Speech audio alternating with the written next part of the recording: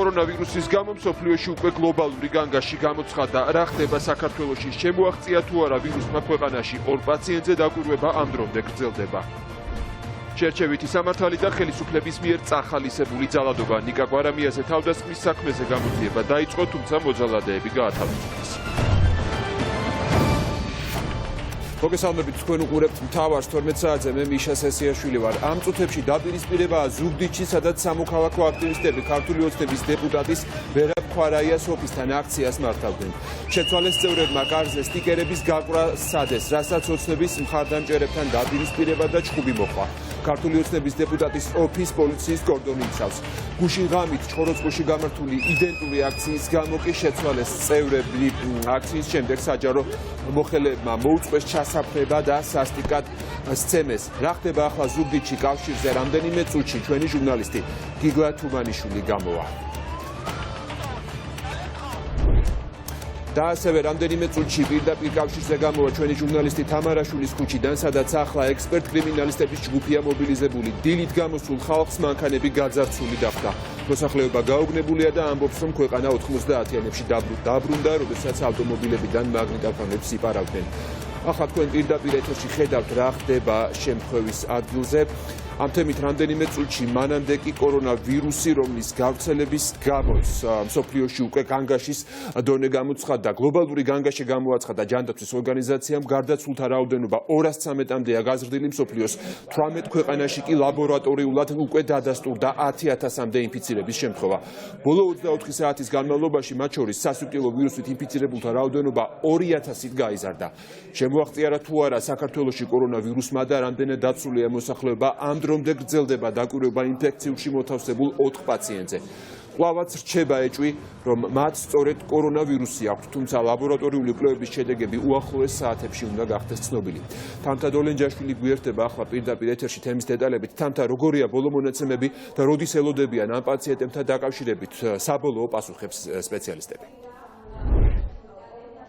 ამ პაციენტებთან დაკავშირებით საბოლოო პასუხს რამდენიმე საათში ელოდებიან, რადგან დაავადებათა კონტროლის ეროვნული ცენტრი კორონავირუსის კონკრეტულ ტიპთან დაკავშირებით მონაცემებს და ლაბორატორიულ კვლევებს სწორედ როტერდამში გადაგზავნის და ამ 2 ადამიანის შესახებ კონკრეტული ინფორმაცია როტერდამიდან მიღებული პასუხის შემდეგ გახდება ცნობილი, რადგან როგორც თქვენთვის არის ცნობილი, სწორედ ლუგარის ლაბორატორიას შეუძლებელი არის დაადგინოს კონკრეტულად კორონატიპის ეს ვირუსი აქვს თუ არა ამ კონკრეტულ 2 პაციენტს, რომელიც გუშინ ინფექციურ საავადმყოფოში შევიდა, ერთი თვითდინებით თბილისის საერთაშორისო აეროპორტში ჩამოფრენის შემდეგ და ერთიც უკვე შეიყვანა 112-ის ბრიგადა, მას შემდეგ, რაც 32 წლის ქალბატონი ქალიშვილთან ერთად ჩამოვიდა სწორედ ჩინეთიდან მესამე ქვეყნის გავლით. რაც შეეხება უშუალოდ დაავადებათა კონტროლის ცენტრში გამართულ ბრიფინგს, რომელიც რამდენიმე წუთის წინ დასრულდა, მათ თქვეს, რომ მსოფლიო ჯანდაცვის ორგანიზაციამ სწორედ კორონავირუსთან დაკავშირებით მსოფლიოში განგაში გამოაცხადა კორონავირუსის ადამიანიდან ადამიანზე გადადების ფაქტიც. გასულ დღეღამეში 4 დაფიქსირდა.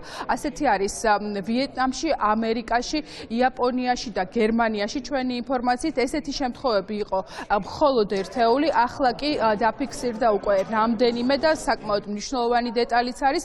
ასევე 1982 ადამიანი არის კორონავირუსის შედეგით გასულ დღეღამეში დაინფიცირებული. გუშინ იყო 4 შემთხვევა, რომელზედაც ასე ვთქვათ, ჩვენი კლასიფიკაციით ისინი არ ჯდებოდა სავარაუდო შემთხვევათა განსაზღვრებებში, მაგრამ მაინც იქნა მათზე განსაკუთრებული ზედამხედველობა დამყარებული. აქედან 2 გახდათ ჩინელი ბავშვი, ტყუპები, რომლებიც გადმოყვანილი იყვნენ აზბეგიდან, დადასტურდა, რომ იქ არის H1N1, რასაც ხშირად თქვენ და საზოგადოება ღორის გრიპს ეძახის. რაც შეეხებოდა დანარჩენ 2 ჩვენს თანამემამულეს. ერთი მამაკაცი და მეორე ქალბატონი, რომლებიც შემოვიდნენ ჩინეთიდან სხვადასხვა გზებით, გაიტესტნენ სწრაფი ტესტით გრიპზე და აღმოჩნდა ნეგატიური, ანუ გრიპი არ იყო. ჩვენთან ყველაფერი კეთდება ჯანმრთელობის მსოფლიო ორგანიზაციის რეკომენდაციებით და ცოტათი უსწრებთ კიდევაც ხოლმე ამ რეკომენდაციებს, აი დღეს გამოქვეყნდა ესენი ჩვენთან უკვე კეთდება ყველაფერი. ასე რომ ნუ ჩავარდებით პანიკაში, ვიყოთ ხილად, ვიყოთ მზად, მაგრამ არაფერი საპანიკო არ გვჭირს. რაც შეეხება ინფექციურ საავადმყოფოში არსებულ ვითარებას, ჩვენ დღეს დილით რამდენიმე საათის წინ სწორედ ინფექციური საავადმყოფოს ერთ-ერთ ექიმს ვესაუბრეთ. მისი ინფორმაციით, ბოქსირებულ განყოფილებაში ამ დროისათვის რჩება 4 პაციენტი, აქედან 7 წლის ბავშვები, ტყუპები, რომლებსაც უკვე გადაჭრით შეიძლება ითქვას, რომ A ტიპის ვირუსი დაუდგინდა, დანარჩენი 2 ადამიანის შემთხვევაში, საქართველოს 2 მოქალაქის შემთხვევაში კვლევები გრძელდება. 2 პაციენტი იმყოფება დასრულ, ერთი მამაკაცი და ერთი ქალბატონი. მდგომარეობა არის სტაბილური, ტემპერატურა არ აღენიშნება, რენტგენოლოგიური კვლევით არც ერთს არ აქვს პნევმონია, ამ ეტაპზე იმყოფებიან დაკვირვების ქვეშ და ველოდებით საბოლოო პასუხებს, რომელიც დაავადებათა ეროვნულ კონტროლის ცენტრში არის გაგზავნილი. დღეს დღის განმავლობაში უკვე მონაცემები გვექნება, მაგრამ პაციენტების მდგომარეობა ზოგადად არის სტაბილური. ასევე როგორც იცით, ვუჰანის პროვინციაში, სადაც მოხდა სასიკვდილო ვირუსის ეპიცენტრი და სადაც იყო საქართველოს რამდენიმე მოქალაქე რჩება, მიიღებს თუ არა საქართველოს საგარეო საქმეთა სამინისტრო მათი ევაკუაციის შესახებ გადაწყვეტილებას, ეს უკვე მოგვიანებით გახდება ცნობილი. თამთადოლენჯაშვილი საუბრობდა პირდაპირ ეთერში, ჩინეთში კი კორონავირუსით გარდაცვლთა რაოდენობა უკვე 213-მდე გაიზარდა. ლაბორატორიულად დადასტურებულია ინფიცირების 9692 შემთხვევა, განსაკუთრებით მძიმეა 1300 პაციენტის ჯანმრთელობის მდგომარეობა. ვირუსის ადამიანიდან ადამიანზე გადასვლის პირველი შემთხვევა დაფიქსირდა შეერთებულ შტატებში. კორონავირუსის პირველი შემთხვევა გამოვლინდა იტალიაშიც. ინფიცირებულები ჩინელი ტურისტები არიან. მსოფლიო ჯანდაცვის ორგანიზაციამ გლობალური განგაში გამოაცხადა, რაც ნიშნავს, რომ ყველა ქვეყნისათვის რეკომენდაციების ერთიანი პაკეტი ამოქმედდება. ამ დროისთვის კორონავირუსის შემთხვევები მსოფლიოს 19 სხვადასხვა ქვეყანაშია დადასტურებული.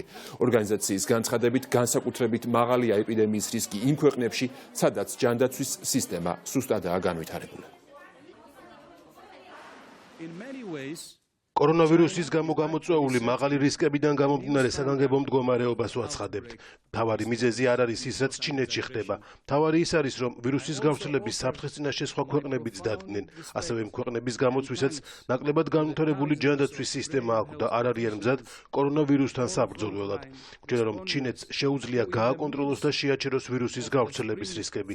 ისინი ცდილობენ ვირუსთან ბრძოლის ახალი სტანდარტები დაამკვიდრონ.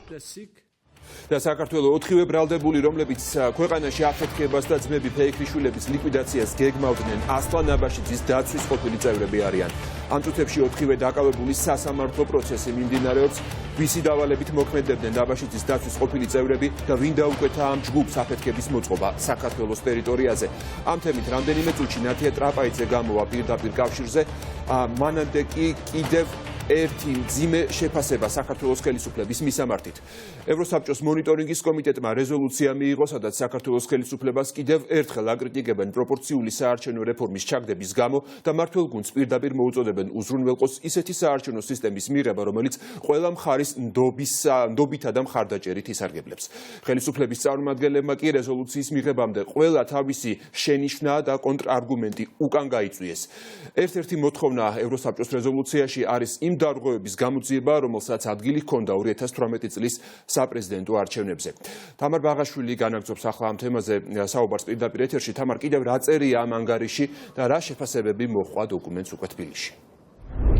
დიახ, საუკუნის ტყუილი, რომლითაც ბიძინა ივანიშვილმა და ქართული ოცნების ხელისუფლებამ არ შეასრულა მთავარი საარჩევნო დაპირება 2020 წლიდან პროპორციული საარჩევნო სისტემის ამოქმედების შესახებ. ეს არის თემა, რომელიც არ ავიწყდებათ საერთაშორისო პარტნიორებს და რომლის გამოც ქართული ოცნების ხელისუფლების კრიტიკა ისევ გრძელდება. ამჯერად კრიტიკა ისმის უკვე ევროსაბჭოს საპარლამენტო ასამბლეის ტრიბუნიდან მონიტორინგის კომიტეტმა, რომელიც არის წამყვანი კომიტეტი ევროსაბჭოში, ერთხმად მიიღო რეზოლუცია, სადაც პირდაპირ არის ნათქვამი, რომ 2020 წელს პროპორციულ სისტემასთან დაკავშირებით დადებული დაპირება საკონსტიტუციო ცვლილებების შესახებ შესრულებული არ არის. ასევე ევროსაბჭო პირდაპირ ავალდებულებს საქართველოს ხელისუფლებას, რომ სწორედ 2020 წლის საპარლამენტო არჩევნებამდე მან უნდა მიიღოს იმდაგვარი საარჩევნო მოდელი, რომელსაც ექნება ყველა პოლიტიკური პარტიის ნდობა და მხარდაჭერა. ეს არის მთავარი ჩანაწერი იმ ჩანაწერთან ერთად, რომელიც ასევე ასევე მოხდა რეზოლუციაში და ეხება 2018 წელს საპრეზიდენტო არჩევნების დროს მომხდარ დარღვევებს და ამ დარღვევების გამოუძიებლობას დღემდე.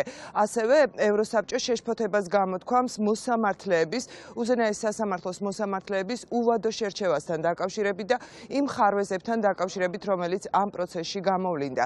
გამომდინარე იქედან, რომ რეზოლუციაში ასე სიტყვასიტყვით არ წერია, რომ ხელისუფლება ვალდებულია გადავიდეს პროპორციულ საარჩევნო სისტემაზე, სახელისუფლებო წარმომადგენლები ქართული დელეგაციის ამბობენ, რომ ეს მითითება ევროსაბჭოს მხრიდან არ არის დაფიქსირებული დოკუმენტში, თუმცა ვინაიდან ამ დოკუმენტში ცალსახად არის ნათქვამი, რომ სისტემა უნდა იყოს იმდაგვარი, რომ მას ჰქონდეს ყველა პოლიტიკური პარტიის მხარდაჭერა, ოპოზიცია ამბობს, რომ სწორედ ეს ჩანაწერი ავალდებულებს ხელისუფლებას, რომ მომდევნო მოლაპარაკების რაუნდზე ოპოზიციასთან ის მივიდეს უკვე კონკრეტული წინადადებებით. მაგალითად, ეგრეთ წოდებული გერმანული მოდელი, რომელიც ოპოზიციამ შესთავაზა ხელისუფლებას, ეს არ არის სრულად პროპორციული სისტემა, შესაბამისად ამგვარი ჩანაწერი, თუნდაც აქედან გამომდინარე, შეიძლება ვერ მოხვედრილიყო დოკუმენტში, თუმცა ფაქტია, რომ ევროსაბჭო მოუწოდებს ხელისუფლებას, რომ იყოს მიღებული გადაწყვეტილება საარჩევნო სისტემასთან დაკავშირებით.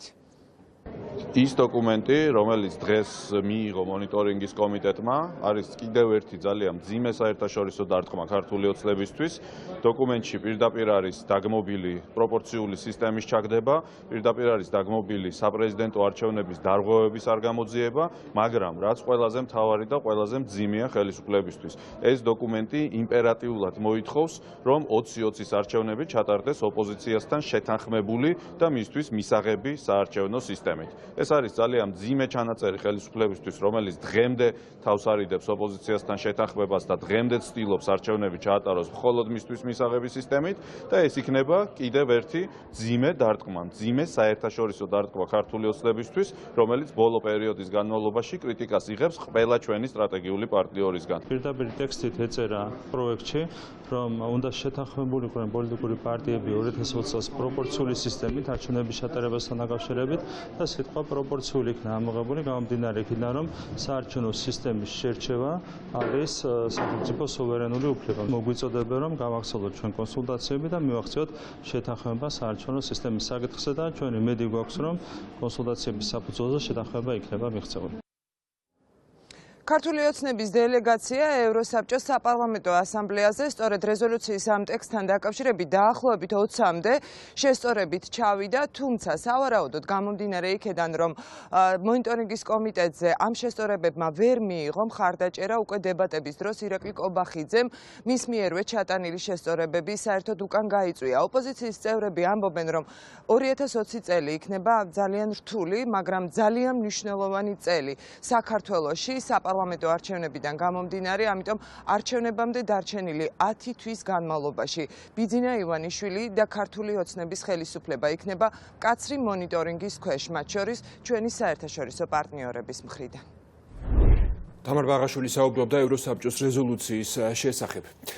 დაპირისპირ შეხვედრა ოცნების მოძალადე დეპუტატებთან. თბილისის საკრებულოში მომხდარი დაპირისპირების შემდეგ დღეს ლევან ხაბეიშვილი პირველად მივიდა კომისიების გაერთიანებულ სხდომაზე და კიდევ ერთხელ დააყენა დამლაგებლებისთვის ხელფასების მომატების საკითხი. იმავე მაგიდასთან კი იმ დეპუტატების ნაწილიც იჯდა, რომლებიც მას ფიზიკურად დაუპირისპირდნენ. რუსუდან ჯაბანიშვილი ჩაგურთვება ახლა საკრებულოდან პირდაპირ ეთერში. რუსუდან საბოლოო ჯამში რითი დასრულდა პირველი შეხვედრა საკმაოდ ხმაურიანი დაპირისპირების შემდეგ. ლევან ხაბეიშვილი დღეს პირველად შეხვდა პირისპირ ქართული ოცნების იმ დეპუტატებს, რომლებიც მასზე თავდასხმაში მონაწილეობდნენ. ხაბეიშვილმა მათ მიმართა, რომ თუ მომავალში ისინი დადგებიან ფიზიკური დაპირისპირების წინაშე და ისინი იქნებიან ძალადობის მსხვერპლები, ლევან ხაბეიშვილი მათ უფლებებს აუცილებლად დაიცავს. ამის შემდეგ მან ისევ დააყენა საკითხი დამლაგებლებისთვის ხელფასების გაზრდასთან დაკავშირებით და სწორედ ამ საკითხს მოყვა მცირე სიტყვიერი შეკამათება მასსა და გიორგი დოხტურიშვილს შორის, ქართული ოცნების დეპუტატ შორის. ამის შემდეგ ლევან ხაბეიშვილს მოუწია ასევე ქართული ოცნების ყოფილი დეპუტატი ერეკლე კუხიანიძის კრიტიკის მოსმენა. კუხიანიძემ ხაბეიშვილს გააკრიტიკა და მან საკუთარი თანაგუნდელების მიმართაც გააკეთა კრიტიკული განცხადებები. ხაბეიშვილმა მათ მიმართა, რომ როდესაც თავის დროზე ის გარიცხეს უმრავლესობის რიგებიდან, მმართველი გუნდის წარმომადგენლებმა დიდი შეცდომა დაუშასა. 4500-დან 5000 ლარამდეა თქვენი ანაზღაურება. ასევე გემსახურებათ ავტომობილი, საწვავი და ასე შემდეგ. ანუ სარგებლოთ იმ სიკეთეებით, რაც ანუ ბიუჯეტის სიკეთეებით, რაც გეკუთვნის და დადგენილია კანონით, კი ბატონო. უბრალოდ ამ დროს თქვენსავე ოთახში მოფუსფუსე ქალბატონებს, რომლებიც თქვენს ოთახს ალაგებენ, ყოველდღიურად უხდიდეთ 8 ლარს და თვეში 196 ლარს. მე არ მგონია სწორი და მეორე. ამ დროს რომ თქვენ საკრებულოს თავმჯდომარე ხართ, თქვენი ანაზღაურებათ ამ ადამიანების ანაზღაურებათ და ეს ადამიანები, რომლებიც თქვენ ოთახს ყოველდღიურად ალაგებენ და გიცხადებენ უნდობლობას, ჩემი აზრით არის უმძიმესი ფაქტი. დიდი ბოდიში უნდა დატო, მინდა ჟურნალისტებს ჩვენ გიპასუხოთ რა. დოკუმენტაცია მე თქვი თავიდან რომ ხალხო რა. სამწუხარო გააკეთეთ. უბრალოდ თქვენ ფიქრობთ რომ მე თქვენი განცხადება არავის არ დაინტერესებს და სწორია, არავის არ აინტერესებს თქვენ ასე. სამწუხარო ის არის რომ საქმე განხილავს არც არ ესწრებოდო რაღაცა. არ გაინტერესებს რა უნდა გიპასუხო? მათ შორის საკრებულოს თავმჯდომარე იქნება ფრაქციის თავმჯდომარის მოადგილე ამ წუთებში საჯარო იქნება ტელევიზიებისთვის, აი კიდევ ვაგზელებ შემსაქმიანობას მათ შორის იმ კორუფციების შესახებ, რომელსაც გონია რომ აქ საკრებულოს თავმჯდომარეა. მადლობა. ლევან, ეხლა ლაჩრულად ნუ გარბიხარ, რაღაცა მიგიპასუხო მინდა შენ. თუ არა გაქვს პასუხის უნარი რომ გავცე პასუხი. არა, მე თქვენთან დაკავშირებით. პასუხი არა, იმიტომ რომ ლაჩარი ხარ შენ, ლაჩარი. და გამეცი პასუხი შენ ტყუილებზე შენ გარეკარო შენ. აი ხა მომისმინეთ ეს. ბოდიში ესა 2 წუთი მინდა ზუსტად რა. პასუხი გავცე ამ კაცს რა. როდესაც ბატონ დოქტორიშვილს სახეში თავი ჩაარტყა იმის წინ, რამოდენიმე დღის წინათ და აგრესიაზე გადავიდა. როდესაც ესე იგი გავიდა და ბატონ ზარქუას სახეში გაარტყა, ზარქუას, რომელიც არაფრის შუაში არ არის. ეხლა პირდაპირ გეტყვით რა. მე ძალიან გული მწყდება, რომ ჩემ ყოფილ გუნდზეც ძალიან მენანებით რა იმისთვის, რაც გააკეთეთ ჩემთან მიმართებაში და გეტყვით ამაზე ყველა აქამდე ვიყავი, ხმას არ ვიღებდი, რაღაცა დრო მინდო გასულიყო. სრულიად დაუშვებელია რაც გააკეთეთ ბატონი ხაბეიშვილის მიმართებით. ხელით შეხება დეპუტატია რა. ეს არის სრულიად დაუშვებელი რა. ბოდიში, მაგრამ ვიღაცა მთელ პარტიას ღორებს რო გეძახით, იმის გამო მე რო გავაკრიტიკე ვიღაცა, მე რო გამაგდეთ პარტიიდან. ეგ რა იყო? რატომ არ გააგდეთ კობახიძე პარტიიდან, რომელმაც ხალხის მტერი, მე რა თქმა უნდა ვიცი რომ ეგ დემაგოგია იყო ტყუილი, მაგრამ მაგიტომ მოხსენით ხო, რომ ხალხის მტერი დასვა იმაში, რა ქვია, სავარძელში. რატო არ გააგდეთ პარტიიდან? რომ ისევ პარტიაში ზის და ბატონი ბიძინას გვერდზე ზის და მისი მრჩეველია. მე რატო გამაგდეთ? რატომ? ლევან ხაბეიშვილზე თავდასხმიდან უკვე 7 დღე გავიდა, თუმცა ამ დრომდე არც გამოძიებაა დასრულებული და არც ხაბეიშვილს არ აქვს დაზარალებული სტატუსი მინიჭებული. დღეს ჩვენ ვესაუბრეთ იმ დეპუტატებს, ქართული ოცნების დეპუტატებს, რომლებიც მონაწილეობდნენ ოპოზიციის დეპუტატზე თავდასხმაში. ისინი ამბობენ, რომ გამოიკითხნენ, სამართალდამცავებს მიაწოდეს დეტალური ინფორმაცია, თუმცა ელოდებიან გამოძიების დასრულებას და ყველა მათგანი შეიძლება ითქვას უარყოფს იმას, რომ ლევან ხაბეიშვილზე მოხდა თავდასხმა და მეტიც ისინი მიანიშნებენ იმაზე, რომ ამ ინციდენტში დამნაშავე, ერთადერთი დამნაშავე შესაძლოა საბოლოო ჯამში ისევ ლევან ხაბეიშვილი აღმოჩნდეს. რატომ დაესხით? ბატონ თარაშ, რამდენად ადეკვატური და სწორი იყო საკრებულოს ხდომაზე ოპოზიციონერ დეპუტატის ცემა? კარგით, გეხვეწებით. ძალიან მოვიწროვებთ და უკაცრავად. არა, კითხვები გვაქვს, ბატონ თარაშ, თქვენ თავს დაესხით ოპოზიციას და რამდენად სწორი იყო თქვენი ხრიდან? არ ვაპირებ არაფერი განმარტების გაკეთება. აუ, ძალიან შევწუხდი რა. კითხვები გვაქვს და შეგავჩერდით 2 წუთში ჩაგწერთ და გაგიშვებთ. უბრალოდ იმდენი სიტყვიერი შეურაცხყოფა მოგვაყენა, რომ ბოდიში რა თქმა უნდა მოსახლეობას, მაგრამ თავი ვერ შევიკავე. ის წარგენას ელოდებით. რა, როგორც რაც გავაკეთე, როგორ არა, ბატონ თარაშ, მონაწილე. არ იყო ის ხელის დარტყმა. ნახეთ კადრები შემოკარგო და მინდა არტყა ხელი. არ დაგიწყოთ ხელი. თვითონ მოიქნია ხელი. ის არის დამნაშავე? არა, დამნაშავე არა, რა თქმა უნდა. მე უბრალოდ დამამცირებელი ჟესტი გავაკეთე. ის რაზეც ბოდიში მოუხადა საზოგადოებას, მე თვითონ მოიქნია ხელი და მე მოხდა. არ დაგიწყოთ ისთვის უარყოფთ? ბატონო? თქვენ არ დაგიწყოთ ხაბეიშვილს უარყოფთ? კადრები ნახეთ, ყველაფერი იქნება ნათელი შემოკარგო. ორივე მხარე მაქსიმალურად უნდა შეიკავოს თავი. ფიზიკური დაპირისპირება, რა თქმა უნდა, ეს არ უნდა მოხდეს. ასევე მინდა მოუწოდო მეორე მხარეს, რომ პირადი შეურაცხყოფიდან იყოს შეკავებული თავი. შესაბამისად, ჩვენ უნდა გადავიდეთ სამუშაო რეჟიმში, გავაგრძელოთ ჩვენ იმ გადაწყვეტილებების მიღება, რომელიც ჩვენი თანამოქალაქეების არის მნიშვნელოვანი. ბატონო გიგი, ამ დრომდე რომ არ არის თავდამსხმელობის პასუხისმგებლობის საკითხი დაყენებული და ბრალი არ აქვს წარდგენილი. ნიშნავს თუ ეს კითხვები გიჩნდება თუ არა და როგორ შეიძლება გავიგოთ იმ დროს, როდესაც არსებობს ვიდეო, სადაც ჩანს ვინ ესხმის თავს ადამიანს. რაც შეეხება საგამოძიებო მოქმედებებს, რა თქმა უნდა, ამასთან დაკავშირებით მე კომენტარს ვერ გავაკეთებ. თქვენ იცით რომ მიმდინარეობს გამოძიება და დარწმუნებული ვარ რომ უახლოეს მომავალში გამოიკვეთება პოზიცია შესაბამის სამსახურების, რომელსაც ისინი ახორციელებენ. კადრებში ისიც ჩანს ხაბეიშვილი რომ თავს დაესხა, მაშინ ესე ვთქვათ ზარქულას და თუ გაგიციათ დაგისვამთ კითხვა ხაბეიშვილისთვის რატომ დაესხა თავს ზარქულას.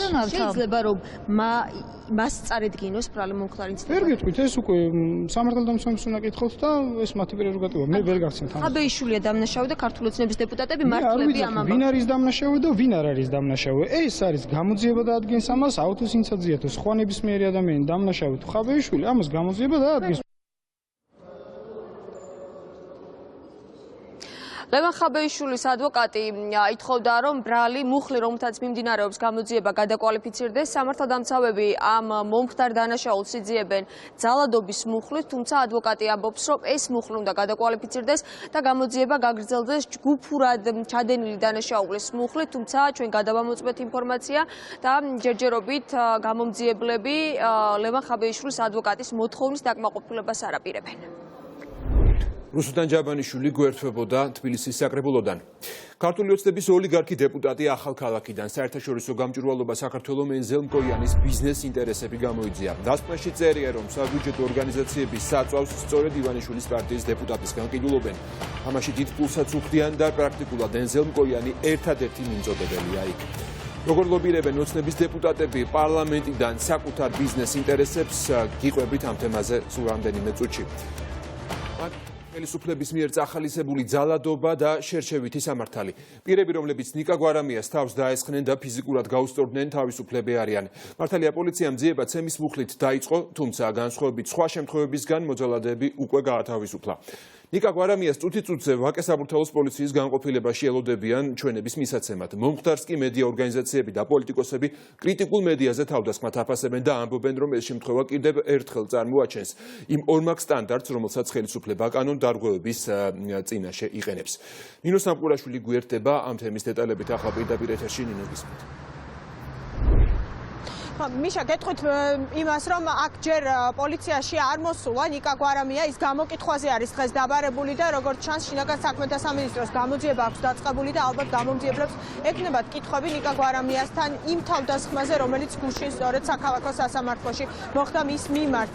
დღეს არასამთავრობოები ამბობდნენ, რომ ის რასაც ახლა აკეთებს ხელისუფლება, ეს არის პირდაპირი შეტევა კრიტიკულ მედიაზე და პირდაპირი გაფრთხილება ყველასთვის, რომ ვინცაც არ მოწონს ბიძინა ივანიშვილი, ვინც აკრიტიკებს ქართულ ოცნებას, მიიღებს იმას, რაც მიიღო ნიკა გვარამიამ. არასამთავრობოების თქმით, ის რასაც ხელისუფლება აკეთებს, ეს არის პირდაპირი გზავნილი ასევე ყველასთვის, სხვა სამოქალაქო აქტივისტებისთვისაც, რომ მათ არ უნდა ჰქონდეთ კრიტიკული დამოკიდებულება ბიძინა ივანიშვილის მიმართ. დღეს მესამე სექტორი ითხოვს, რომ ყველა ის მოძალადე იყოს დაკავებული, ვინც ნიკა გვარამიას თავს დაესხა არასამთავრობო სექტორში. ამბობენ, რომ თუ არ იქნებიან დაკავებული, ეს კიდევ ერთხელ აჩვენებს იმას, თუ როგორი ორმაგი დამოკიდებულება აქვს ხელისუფლებას ასეთი ფაქტების მიმართ.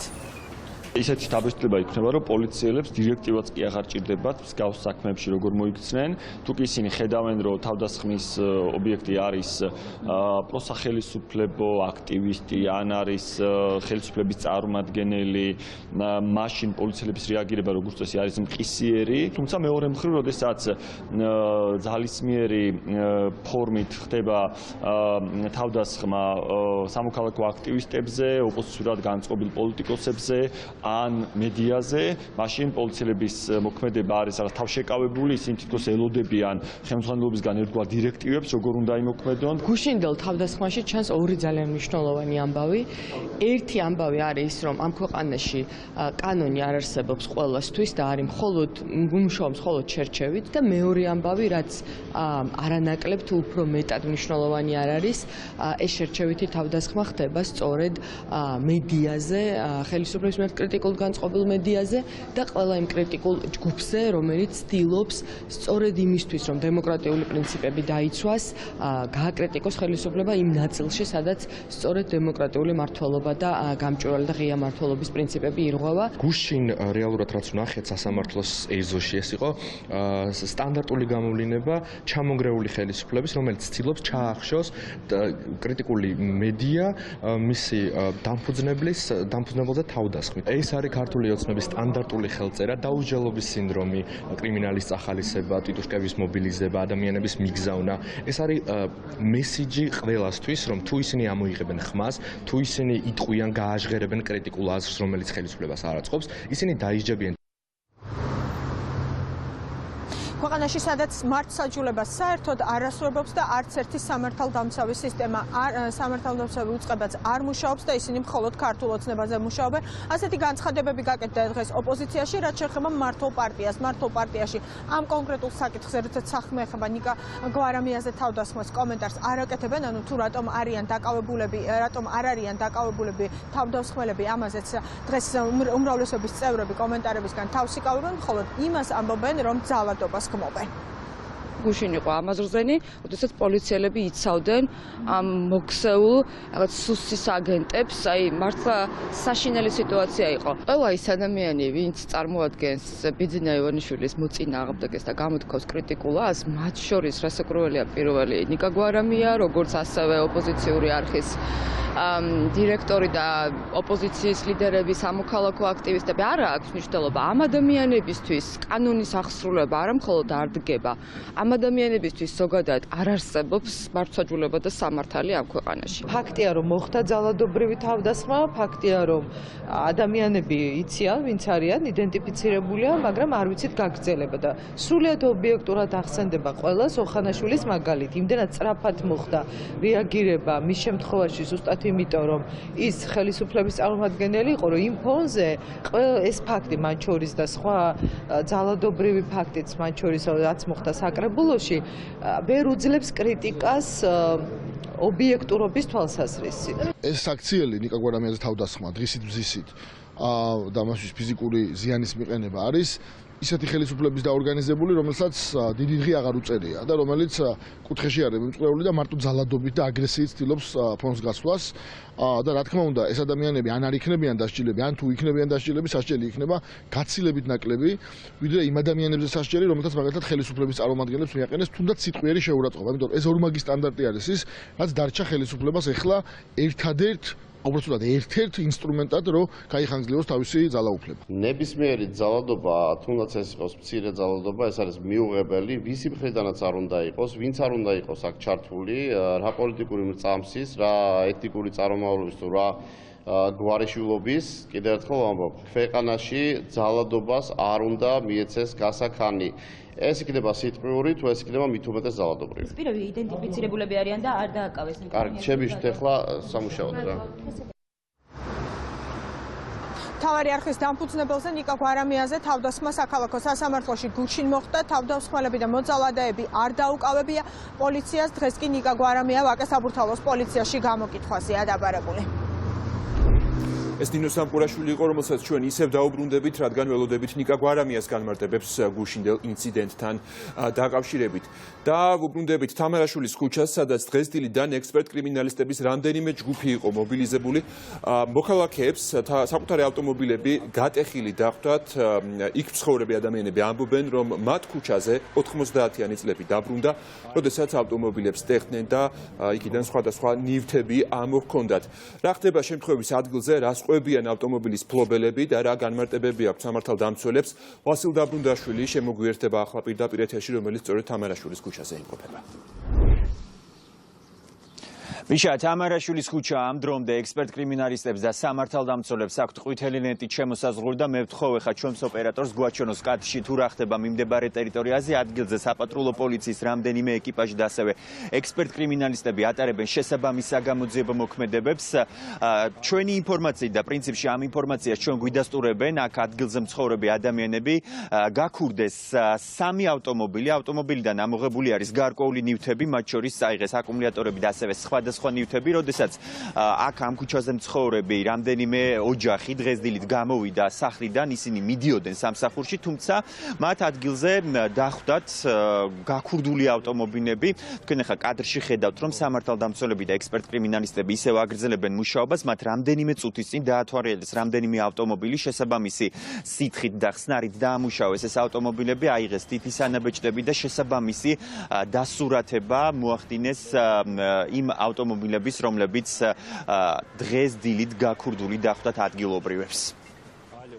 მანქანა არ დაიქოქა და რო შემოწმე იყო გაძარცვული. გაძარცვული იყო დავრეკე პოლიციაში და შემდეგ როგორც გაიგო კიდე ორი მანქანა იგივე მარკის არის გაძარცვული. ამ ქუჩაზე ერთი და იგივე ქუჩაზე მოხდა, ხო? კი. აკუმულატორი მოპარეს მანქანასო. ამოაცალეს აკუმულატორი.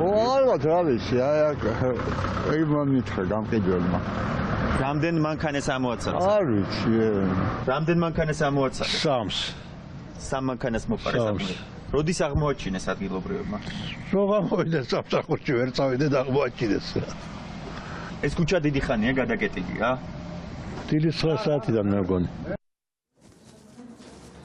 მთავარი არხის მაყურებელი ალბათ კადრში ხედავს, რომ საგამოძიებო მოქმედებები თამარაშვილის ქუჩაზე ამ წუთებშიც მიმდინარეობს. ჩემს ზურგს უკან კი მიმდინარეობს ერთ-ერთი ქალბატონის გამოკითხვა აქ ადგილზე, ასევე საპატრულო პოლიციის წარმომადგენლები სავარაუდოდ გამოკითხვის პროცესით არიან დაკავებულები.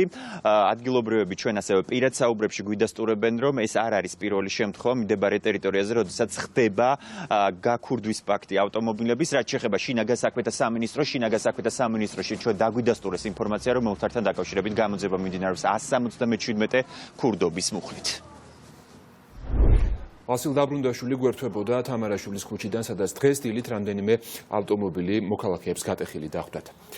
ცენტრი ემპათია ილიაუნის ლექტორს გიორგი მუმლაძის ინტერესებს იცავს და ადამიანის უფლებათა ევროპულ სასამართლოს მიმართავს.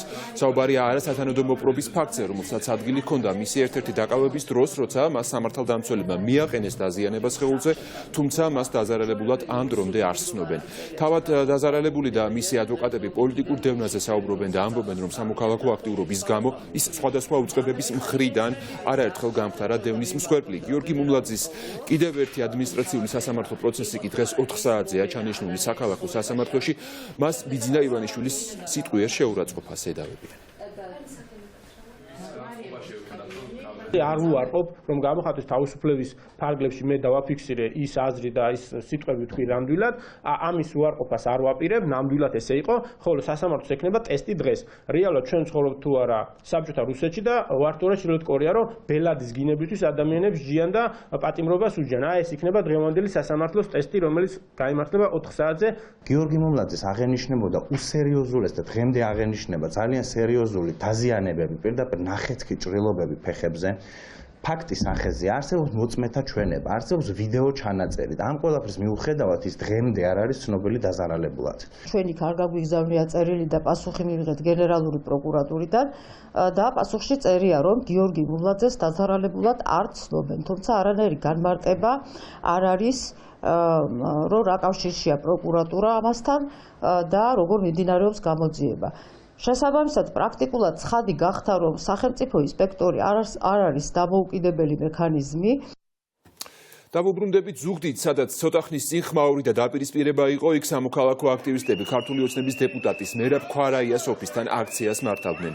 შეცვალეს წევრებს კარზე სურდათ საპროტესტო შინაარსის სტიკერების გაკვრა, რასაც ოცნების მხარდამჭერებთან დაპირისპირება და ჩხუბი მოჰყვა. ქართული ოცნების დეპუტატის ოფისს პოლიციის კორდონი იცავს, ამ დრომდე გუშინ ღამით კი შეგახსენებთ ჩხოროწყუში გამართული იდენტური აქციის გამო შეცვალეს წევრები დააკავეს და ჩასაფრება მოუწყვეს მათ ოცნების აქტივისტებმა და ფიზიკურად გაუსწორდნენ. მოგვთარის შესახებ გიგლა თუმანიშვილი მოგვიყვება ახლა პირდაპირ ეთერში. გიგლა, რა ხდება ახლა ზუგდიდში, როგორია ბოლო ინფორმაცია? დიახ, მიშა, გარკვეული პერიოდის განმავლობაში გრძელდებოდა დაპირისპირება ქართული ოცნების დეპუტატის მერაბ ქვარაიას სამაჟორიტარო ოფისთან. იქ მივიდნენ მოძრაობას შეცვალეს წევრები და სურდათ შეხვედროდნენ მაჟორიტარ დეპუტატს ქართული ოცნებისას, თუმცა სამაჟორიტარო ოფისის თანამშრომლებმა არ მისცეს სამოქალაქო აქტივისტებს ოფისის შესვლის უფლება და სწორედ ამან გამოიწვია სიტყვერი და შეიძლება ითქვას, რომ ფიზიკური დაპირისპირებაც იმის გამო, რომ გაწევ გამოწევას ჰქონდა ადგილი. ისინი ამბობდნენ, რომ მათ უნდოდათ, რომ მერაბ ქვარაიასთვის მიეთითებინათ იმ უკანონობასთან დაკავშირებით, რომელიც სამეგრელოში ხდება და კონკრეტულად კი მის სამაჟორიტარო არეალში და სწორედ ამის გამო უნდათ შეხვედრა მასთან. თუმცა არ მიეცათ ამ ახალგაზრდებს შესვლა ოფისში და სწორედ ამის გამო უკვე იძულებული გახდნენ რომ სტიკერები, მოძრაობას შეცვალე სტიკერები უკვე სამაჟორიტარო ოფისის შესასვლელთან გაეკრათ. უნდა აღინიშნოს რომ იქ საპოლიციო კორდონი დაახოდეს ახალგაზრდებს, რომლებიც პროტესტით იყვნენ მისულები დღეს ზუგდიდში.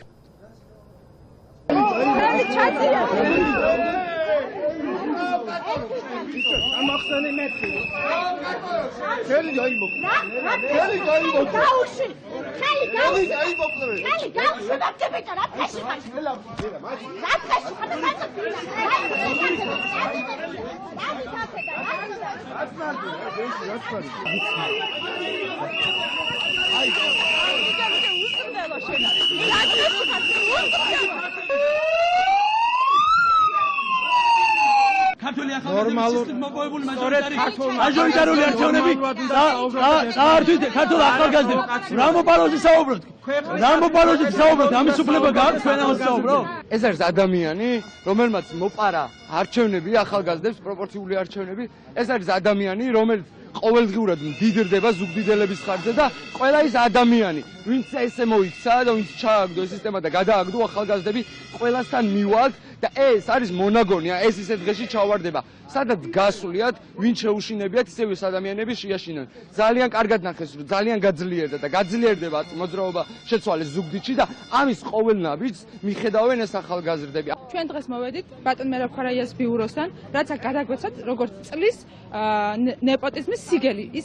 მან მთელი თავის სანათესავე დაასახმა საჯარო სამსახურებში. თავისი ნათესავები, თავის ცოლის ნათესავები, თავისი დეიდაშვილი. გარდა ამისა, მან მაჟორიტარული არჩევნები, პროპორციული არჩევნები ჩააგდო, რასაც ქვია ქართულ ხალხს მოპარა ეს სისხლით მოპოვებული არჩევნები. გარდა ამისა, ეს ადამიანი აქ ზუგდიდში მფარველობს ნარკომანებს, ქურდულ სამყაროს, ვინც აწვება იმ ადამიანებს, რათა მერე საარჩევნოდ გამოიყენოს ეს ადამიანები და გლეხი ადამიანები დააშინონ.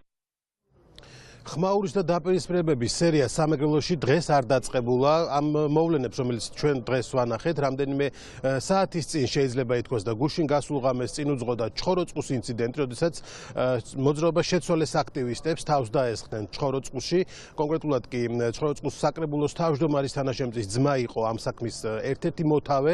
ის ფიზიკურად გაუსწორდა სამოქალაქო აქტივისტებს, რომლებიც იყვნენ ჩასული პროტესტით ჩხოროწყუში და სწორედ ამის გამო გარკვეული დაპირისპირება მოხდა გუშინ ღამეს. დღეს კი იმის გამო, რომ არ შეუშვეს მერაბ-ხარაიას სამაჟორიტარო ოფისში სამოქალაქო აქტივისტები, ისინი ამბობდნენ, მერაბ-ხარაიას თანამშრომლები ამბობდნენ, რომ ერთ-ერთი მიზეზი იმისა, რომ ისინი არ შეუშვეს ოფისში, იყო ის, რომ სამუშაო პროცესს უშლიდნენ ხელს, თუმცა უნდა აღინიშნოს, რომ სამაჟორიტარო ბიუროში მოქალაქეების მიღება ამ დრომდე ყოველ შემთხვევაში ხდებოდა შეუფერხებლად. გიგლა თუმანიშვილი საუბრობდა პირდაპირ ეთერში. მოძრაობა შეცვალეს წევრებზე თავდასხმა სამეგრელოში გუშინაც მოხდა ინციდენტი პოლიციის სამმართველოდან სულ რაღაც 100 მეტრში მოხდა. სამოქალაქო აქტივისტებს საკრებულოს თავმჯდომარის თანაშემწის ძმა ნუკრი გოგუა თავს დაესხა და ფიზიკურად გაუსწორდა. მოგვიანებით გოგუა დააკავეს და პოლიციის განყოფილებაში დაკითხეს. დაიკითხნენ დაზარალებულებიც. შეცვალეს წევრებმა ჩხოროწყუში ოცნების ახალ დეპუტატს ჯუმბერ იზორიას კორუფციაში დასდეს ბრალი და იზორიების კლანის გავლენები გააპროტესტეს. აქტივისტების მტკიცებით მას შემდეგ, რაც ტერიტორია ჟურნალისტებმა დატოვეს, ისინი საჯარო მოხელეებმა სცემეს. დავასახელეთ ჩვენ როგორც თავდაცველი, რომელიც იდენტიფიცირებაც მოხდა და ასევე ის პოლიციელები, რომლებსაც რეაგირება არ ქონიათ მანამდე, სანამ ჩვენ მიმდებარე ტერიტორია არ დავტოვეთ და როგორც შემდეგ გაირკვა, უკვე ეს პიროვნება დაუკავებიათ. იზორიების სამფლობელოში რომ რამის გამოძიება მოხდება, თუ მათი სურვილი არ იქნა ეს და ხელი არ შეაწმინდეს ამ ადამიანს, მე მგონია რომ ეს არის უბრალოდ შემსრულებელი და ამ ადამიანის დაკავება არ დაკავებით ჩემთვის პირადად არაფერი არ გადაწყდება. გამოძიებას ჰქონდა ფორმალური შეკითხვები. და შეცვალებულმა დაასახელეს ყველა ფაქტი, რაც დაკავშირებული ამ დანაშაულთან, ყველა დეტალი, რაც დაკავშირებული ამ დანაშაულთან და მინდა გითხრათ, რომ დანაშაული მოხდა პოლიციის შენობასთან ძალიან ახლოს და დანაშაულს შეესწრო ორი პოლიციის თანამშრომელი და მათ არ განახორციელეს არავითარი ეფექტური ზომა იმისათვის, რომ აერიდებინათ ეს დანაშაული. ის ადამიანი, ვინმე ნუკრი გოგუ არის იზორიების კლანის ერთ-ერთი აქტიური უკაცრავა და შპანა, მინდა გითხრათ. როგორ გადადის მილიონები ხალხის ჯიბიდან ქართული ოცნების ოლიგარქი დეპუტატის სალაროში. საერთაშორისო გამჭვირვალობა საქართველოს ახალქალაქის მაჟორიტარის ენზელ მკოიანის ბიზნეს ინტერესები გამოიწია. დასკვნაში წერია, რომ საბიუჯეტო ორგანიზაციები რეგიონში საწვავს მხოლოდ ივანიშვილის პარტიის დეპუტატისგან ყიდულობენ და ამაში ნინოწმინდის მაჟორიტარს და მის ოჯახს ჯამში 2 მილიონ ლარამდე თანხაც გადაუხადეს. პრაქტიკულად ენზელ მკოიანი საწვავის ექსკლუზიური მიმწოდებელია სახელმწიფო უწყებებისთვის და სხვა კონკურენტებს იქ უბრალოდ არ აკარებენ. ამისთვის კი პარლამენტის დეპუტატი საკუთარ გავლენას იყენებს.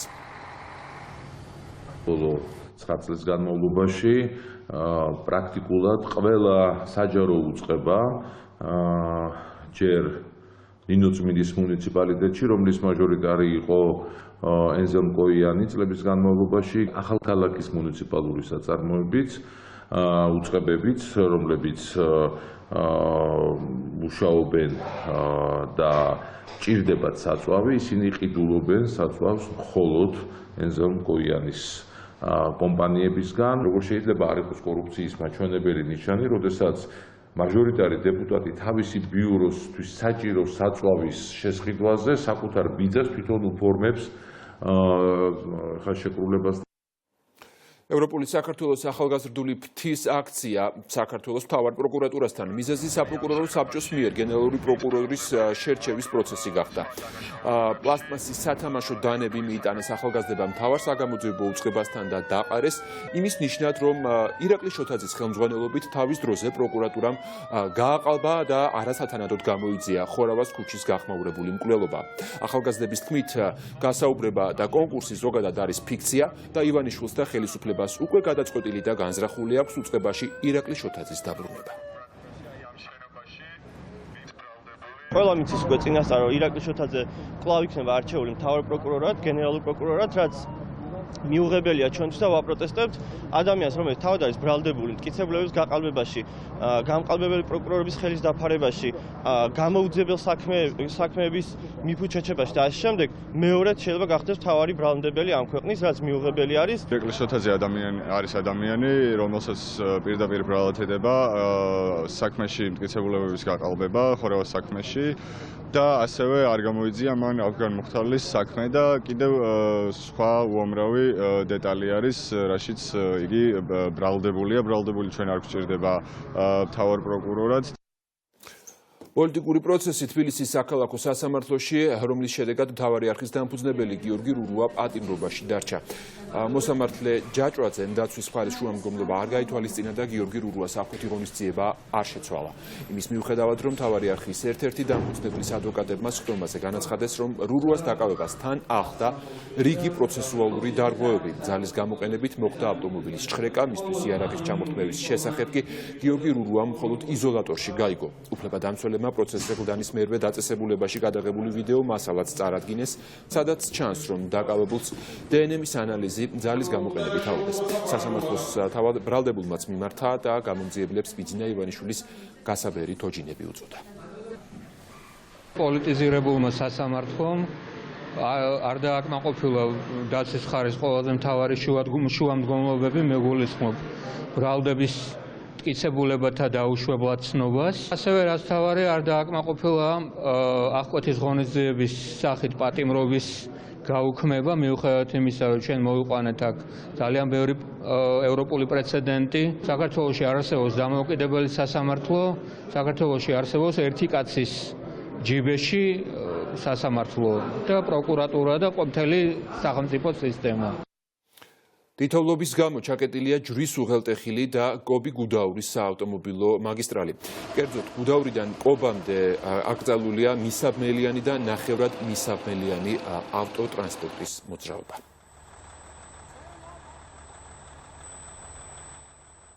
რის გამო ისჯებიან სოციალური მუშაკები 28 სპეციალისტი ჯანდაცვის სამინისტრომ უკვე გაათავისუფლა, მაშინ როდესაც ამ ზაფხულში მათ გადამზადებაში საკმაოდ სოლიდური თანხაც დაიხარჯა. ბევრი მათგანი სამსახურიდან რეორგანიზაციის მოტივით გაუშვეს, ეს პასუხი დაუსაბუთებელი და ბუნდოვანია არასამთავრობო სექტორისთვის.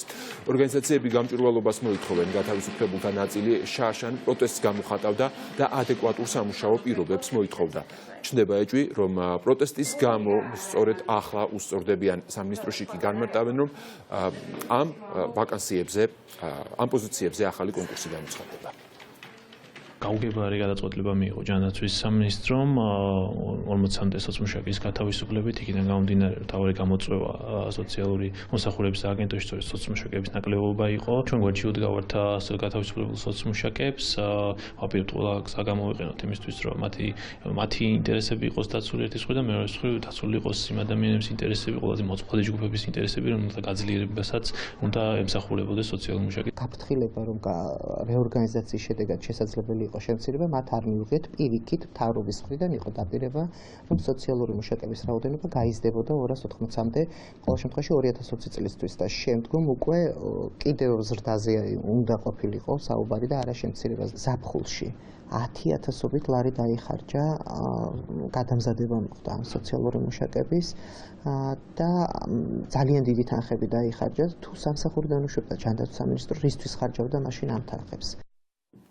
ვინ დაუკვეთა ასლან აბაშიძის დაცვის ყოფილ წევრებს საქართველოში აფეთქების მოწყობა და ძმები ფეიქრიშვილების ლიკვიდაცია. უბრუნდებით საქალაქო სასამართლოს, სადაც 4-ვე დაკავებული პირის პროცესი იმართება. 4-ვე ეს ადამიანი წარსულში სწორედ ასლან აბაშიძის დაცვაში მუშაობდა და ის უახლოეს გარემოცვასაც წარმოადგენდა. ვინ არიან ისინი და ვინ არის დამკვეთი აფეთქებისა? ნათია ტრაპაიძე გამოდის ახლა კავშირზე მთავარ სტუდიასთან ნათიანის. თავდაპირველად გეტყვით, რომ დავით და გიორგი ფეიქრიშვილების მკვლელობის ორგანიზების საქმეზე არის სულ 6 პირი დაკავებული, აქედან 4-ვეზე ჩვენ საუბრობდი. ესენი არიან უშუალოდ იარაღის შეძენა შენახვისთვის ბრალდებული ადამიანები, ანუ ადამიანები, რომლებსაც უნდა მოებილიზებინათ და დაემზადებინათ ასაფეთქებელი საშუალება, რომელთაც უნდა მომხდარიყო ძმების აფეთქება ქალაქის ცენტრში. რაც შეეხება სასამართლოს გადაწყვეტილებას, სასამართლომ ცოტა ხნის წინ გამოაცხადა ამ საქმესთან დაკავშირებით გადაწყვეტილება და დააკმაყოფილა პროკურატურის შუამდგომლობა 6-ვე პირის მიმართ აღკვეთი ღონისძიების სახით პატიმრობის გამოყენების თაობაზე. საქმის დეტალებთან დაკავშირებით დღეს ბრალდებულებს არ უსაუბრეთ, მათ შორის არც მათთვის წარდგენილ ბრალთან დაკავშირებით. ადვოკატები კი სასამართლოს უმტკიცებდნენ, რომ არც ერთ მათგანს დანაშაული არ ჩაუდენია და შესაბამისად ითხოვდნენ მათი გირაოს საანსოდ გათავისუფლებას, თუმცა როგორც უკვე გითხარით, სასამართლომ შუამდგომლობა არ დააკმაყოფილა. რაც შეეხება უშუალოდ საქმეს, ამ საქმესთან დაკავშირებით დეტალებზე არ საუბრობენ არც პროკურორი და არც ბრალდებულების ადვოკატები. ერთადერთი ამ ეტაპზე, რის თქმით შეიძლება, დანაშაულის მომზადება დაიწყო უკრაინაში და საქართველოს საგამოძიებო უწყებებმა ამ საქმეზე გამოძიება დაიწყეს გასული წლის 1 ოქტომბრიდან და შესაბამისად ამ ხნის განმავლობაში ისინი ეკვირდებოდნენ ამ ადამიანებს, სწავლობდნენ მათ კონტაქტებს, თუმცა ამ დროისთვის უნდა ითქვას, რომ ძმები ფეიქრიშვილების მკვლელობის შემკვეთი, ვისაც სურდა მათი ლიკვიდაცია გამოძიებას დადგენილი არ აქვს და ამასთან დაკავშირებით მიმდინარეობს ისევ გამოძიება, როგორც პროკურორი ამბობს. თუმცა ამ ეტაპზე დადგენილია, რომ ასაფეთქებელი მოწყობილობის შეძენა და დამზადება ასლან აბაშიძის და მისი ოჯახის წევრების დაცვის წევრებს დაუკვეთა ბატო ყიფიანმა. უკრაინის მოქალაქეს რა ინტერესი ჰქონდა ძმებ ფეიქრიშვილებთან? რა ინტერესი ჰქონდა უკრაინის მოქალაქეს ძმებ ფეიქრიშვილებთან? ვინ იყო შემკვეთი? რა იყო მოტივი ამის? ამაზე გამოძიება გრძელდება.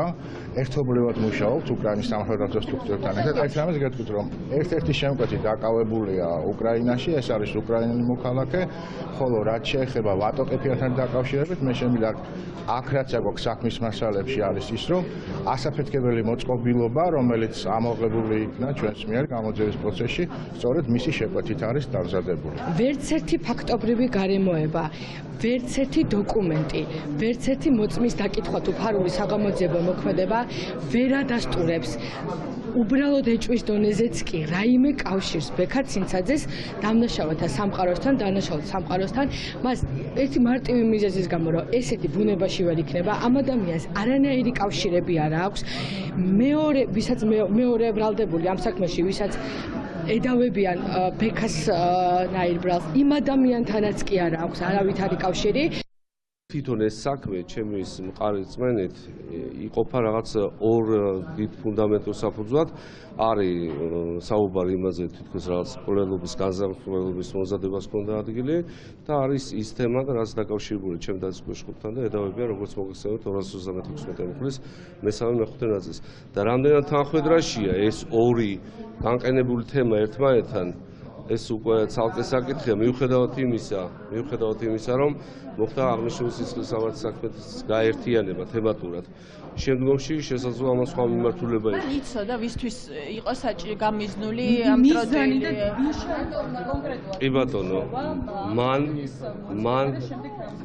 კი ბატონო, მას კონკრეტულად რაიმე დანაშაულებრივი ქმედების ჩადენის მიზნით აღნიშნული არ განახორციელებია. ჩემი დაცვის ხელშეწყობები აღიარებს ისევე როგორც ბათუმის ეპიზოდთან დაკავშირებით დანარჩენი 3 პირიდან, ანუ მთლიანად 4 პირიდან 3 აღიარებს. ვინ შეუკვეთა ასაფეთქებელი მოწყობილობის აღნიშნულთან დაკავშირებით ჩემი დაცვის ხელშეწყობისთვის უცნობი იყო ის მხოლოდ და მხოლოდ ფიგურების აღნიშნულ საქმეში თვითონ ამ ფეთქებადის საშუალების შეძენაში დახმარებაზე. ანუ მან ბატონი როლანდი მიიყვანა ფეთქებადის საშუალების გასაკეთებლად და შესაძენად ბატონ ნუგზარ ბეჟანიძესთან. ანუ რომელსაც არ ქონდათ საუბარი და გამოძიებაც არ ედავება ამას. არც უკითხავს არც ერთისთვის ვისთვის ჭირდებოდა, რაში ჭირდებოდა ასაფეთქებელი ტროტილზეა საუბარი ბატონო. გეთანხმებით, მაგრამ ანუ ეს გეთანხმებით კონკრეტული, ანუ რა ჭირდებოდათ, რატომ არა, ანუ ამის როლი რა იყო, იცი? ნუგზარი უფრო ახლოს იცნობდა ვიდრე როლანდის და უთხრა რომ შეც მომყევიო რაღაცისთვის ჭირდება. ეგ იყო ეს საქმე, რომელიც საკმაოდ მოცულობითია და დაახლოებით 12 ტომისგან შედგება, შეიძლება ითქვას, რომ 2 ნაწილისგან შედგება. ერთი ნაწილი არის უშუალოდ მკვლელობის ორგანიზება, რომელზეც 2 პირი არის ბრალდებული ამ ეტაპზე, მეორე ნაწილი კი არის ასაფეთქებელი მოწყობილობის შეძენა, შენახვა და ასევე თავად მოწყობილობის დამზადება, რომელზეც 4 პირია ბრალდებული და ყველა მათგანი ასლან აბაშიძის და მისი ოჯახის წევრების დაცვაში მუშაობდნენ სხვადასხვა პერიოდის განმავლობაში. საუბარია დაახლოებით 1 კილოგრამამდე ტროტილზე, რომელსაც გამოძიება ედავება ამ ადამიანებს, რომ მათ შეიძინეს და შემდეგ უკვე ცდილობდნენ, რომ ამ შეძენილი ტროტილით დაემზადებინათ ასაფეთქებელი ნივთიერება, თუმცა როგორც მოისმინეთ, ბრალდებულების ადვოკატები ამბობენ, რომ მათთვის არ იყო ცნობილი, რისთვის იყო გამიზნული ის ნივთიერებები, რომელიც მათ შეიძინეს ასევე თხოვნით, მხოლოდ ერთი ბრალდებული ადასტურებს იმას, რომ მას ჰქონდა ბავშვობიდან ნაცნობობა და კავშირი ვატოყიფიანთან. ოჯახის წევრებსაც შეეხება ისინი ამბობენ, რომ მათ სახლებში ჩატარდა ჩხრეკა, თუმცა კანონს საწინააღმდეგო არც ერთი ოჯახიდან ამოღებული არაფერია. ნათია ტრაპაიძე გვერდებოდა საქალაქო სასამართლოდან. გოგი წულაია ბიძინა ივანიშვილს წერილს უგზავნის თავისუფალი საქართველოს თანათავმჯდომარე მოცნების ლიდერს მისწერა, რომ იმერეთი სოციალური კატასტროფის ზღვარზეა. პარტიის მიერ გამოთხოვილი საჯარო ინფორმაციის თანახმად 2019 წელს ქუთაისში ელექტროენერგია 18000 ოჯახს ჩაუჭრეს. წყლის მიწოდება შეეზღუდა კიდევ 6000 ოჯახს. წულაია ამ ძიმე სოციალურ მდგომარეობაზე პასუხისგებლობას სრულად მართველი პარტიის თავმჯდომარეს ბიძინა ივანიშვილს აკისრებს. უგნურება, როდესაც ხუნდაძე, ნადირაძე, თალაკვაძე და ასე შემდეგ ძმანი მისლი ამერიკელ კონგრესმენებს ეუბნება ვინ ჩემი ფეხები ხარო და კორუმპირებული ჩაკლაღი ხარო. აი იმდენად უგნურები და უწიგნურები არიან. აღა მე გუგზავნი წერილს ბატონ ბიძინა ივანიშვილის თუ რა სიტუაციაა ამ ქალაქში და რატო გეუნებიან ის კონგრესმენები, რომ კატასტროფა გაქვს ქვეყანაში. დიდი ბრიტანეთი დღეს ევროკავშირს ოფიციალურად დატოვებს. ევროკავშირის ისტორიაში გაერთიანებული სამეფო პირველი ქვეყანა გახდება, რომელიც ამ ბლოკს ტოვებს. ბრიუსელსა და ლონდონს შორის მიღწეული შეთანხმების საფუძველზე დიდი ბრიტანეთი ვალდებულია 2020 წლის ბოლომდე ევროკავშირის კანონებით და დირექტივებით იხელმძღვანელოს. 11 თვიანი გარდამავალი პერიოდის განმავლობაში კი ბრიტანეთმა ინდივიდუალური სავაჭრო ხელშეკრულებები უნდა გააფორმოს ორგანიზაციის წევრ 27-ვე სახელმწიფოსთან. გაერთიანებული სამეფო 47 წლის განმავლობაში ევროკავშირის ერთ-ერთი ყველაზე უფრო მნიშვნელოვანი წევრი სახელმწიფო იყო. და ისევ საგანგებო მდგომარეობა გამოცხადდა ავსტრალიაში ტყის ხანძრის გამო განსაკუთრებული საფრთხე დედაქალაქ კამბერას ემუქრება. მოსახლეობა გააფრთხილეს მოერიდონ ხანძრის კერებს და აუცილებლობის შემთხვევაში დაემორჩილონ ევაკუაციის წესებს.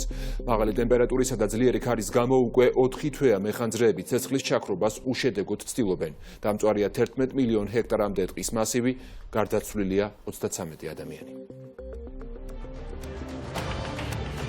ასეთი იყო ახალი ამბები ამ დროისთვის, ჩვენ პირდაპირ ეთერში უკვე 3 საათზე დავბრუნდებით. დროებით.